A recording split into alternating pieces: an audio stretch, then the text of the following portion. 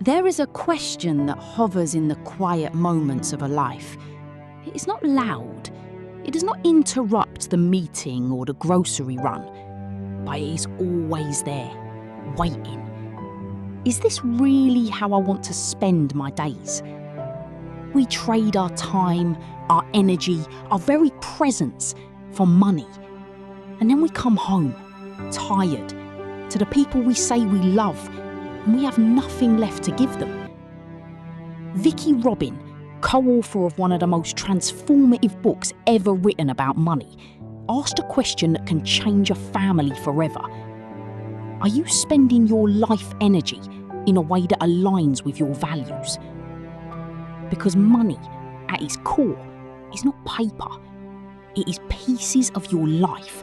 And once you see that, the conversation at the dinner table changes completely. Vicki Robin and Joe Dominguez wrote Your Money or Your Life over 30 years ago, and it has never been more relevant. They taught that financial independence is not about being rich. It is about reaching the point where the money you have is enough to support the life you truly want. And that point, they discovered, is not a number on a spreadsheet. It is a conversation, a series of questions, a mirror held up to your days. The book has become a movement, not because it promises a quick path to $1 million, but because it asks the only question that really matters. What is enough, and how do we reach it together? This video is an invitation to answer that question as a family. Robin's first and most powerful concept is this: money is something you choose to trade your life energy for. You go to work, you spend hours, focus, and the finite beats of your heart. In exchange, you receive money. But the transaction does not end there. You then exchange that money for things: a sofa, a streaming subscription, a car. But the real cost of that sofa is not the price tag. It is the hours of your life you traded to get it. When a family starts to see money not as a goal, but as stored life, the conversation changes. Is this purchase worth the life I spent on it? That is not a question of guilt. It is a question of freedom. And it is one every family deserves to ask out loud. Robin and Dominguez introduced a concept that has guided millions: the enough point. It is the place on the graph where your spending meets your fulfillment. Before the enough point, more money brings more security, more joy, more peace. But after that point, more money becomes clutter. More hours at the office for things that don't make you happier. More stress for a lifestyle that doesn't feel like yours. The tragedy is that many families never define their enough point. They keep chasing more, and the more they chase, the less they are present. Defining enough together is not about limiting your life. It is about reclaiming it. It is about looking across the table and saying, we have what we need. Now, how do we want to live? One of the most beautiful ideas in Your Money or Your Life is the concept of interdependence. We are not islands. Our financial choices affect our community, our planet, and the generations after us. Robin writes about reaching a stage where money flows not just towards security, but toward generosity, toward causes, toward children, toward a world that will outlive us. In a family, this is the conversation that goes beyond budgets. It asks, what do we want our money to do in the world? Who do we want to help? What legacy do we want to leave? That is not a financial planning question. That is a question of meaning. And when we answer it together, money stops being a private worry and becomes a shared force for good. The first practice is simple and sobering. Sit with your partner or your family and calculate your real hourly wage. Take your income Subtract all the costs of working, the commute, the clothes, the takeout food, the stress relief. Divide that by the hours you actually spend working and recovering from work. That is what an hour of your life is worth. Now, next time you are about to buy something, convert the price into hours of your life.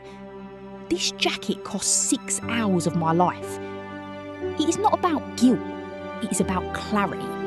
Because when you see the trade clearly, you make choices that reflect what you truly value. And those choices, made together, become the foundation of a family's financial integrity. Robin's most famous tool is the wall chart.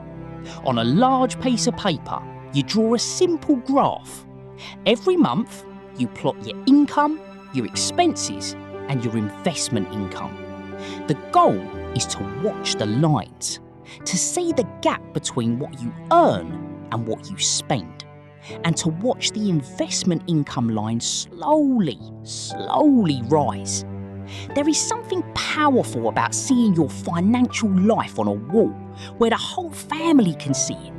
It turns an abstract anxiety into a visible journey. And children who grow up watching that chart learn that money is not magic. It is a tool they can understand and master. The wall chart is not about judgment, it is about empowerment. And it is one of the most powerful gifts a family can give itself. The third practice is the values dinner. Once a season, gather your family around the table and ask, what are the 3 things we value most right now? Write them down, share them. Then pull out your spending for the last 3 months and ask, does our spending reflect these values? You may be surprised. A family that values adventure might discover they spend almost nothing on travel. A family that values education might find their budget is swallowed by streaming services. This is not an exercise in shame, it is an alignment check. And the more aligned your spending is with your values, the more your life feels like your own.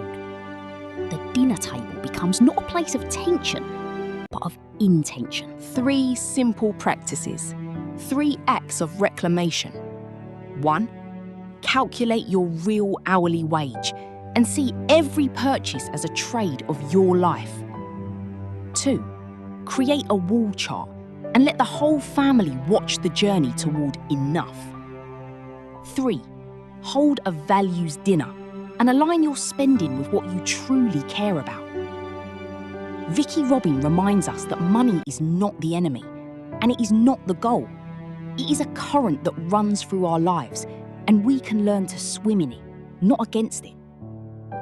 When a family does this together, money stops being a source of stress and becomes a source of intention, today and every day that follows.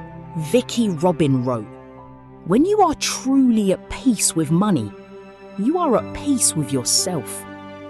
That peace does not come from a number in a bank account.